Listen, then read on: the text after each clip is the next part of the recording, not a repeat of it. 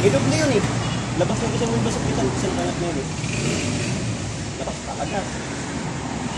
Malilimot mo siya. Pero ngayon hindi ka na makalabas. Tulungan kita. Tapos, daw lalabas doon. Lubagkol. Kikiluhin na. Lubagang 350 kol. Tapos kuan. Gusto naman ka ng kuan. Uy, wag, naka-live to. Pagdating si Arda, kinay na.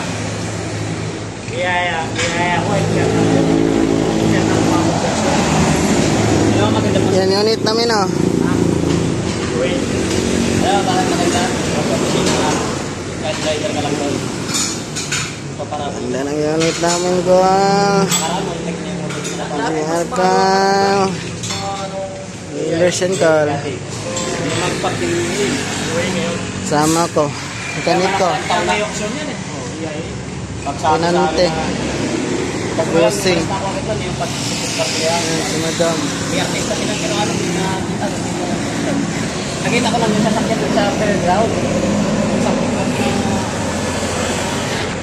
Nag-mission na tayo. Mga anak ng boss na saya na yung mga sasakyan. Ayaw. Magagandang sasakyan nila. May bago kang No, transport sa sasakyan nila, di ba? minsan yung halaman, minsan yung ordinary sasakyan na airport na yan.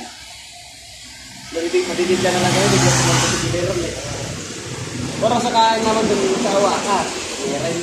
Bukid pala dito, may bukid. May bukid dito, may bukid. Ayan, may bukid dyan. Tagan doon yan, alagay yung garahe namin na garahe yun. Paano nila napapaano yun? Makalusot. Dahil dito, no? Hindi, pag yung binabayaran.